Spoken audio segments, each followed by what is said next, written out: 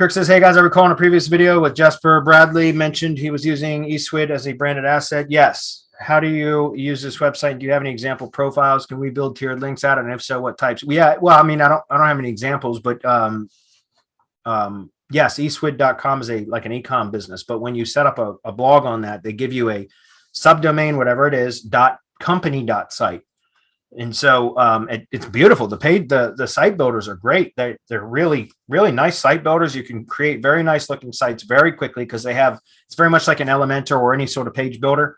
It's got blocks that are like pre-made blocks that have, contact blocks and content blocks and video blocks and all that kind of stuff. And you can just, Frankenstein a page together with a few different blocks and then populate the fields with the appropriate content. And boom, you got a nice looking site. And it's on whatever subdomain you choose, .company.site. And so it's a really nice looking site, and they rank well too. And yes, you just like any other sort of Web 2 that you set up, you can use that as a branded profile that you can build links to. Okay.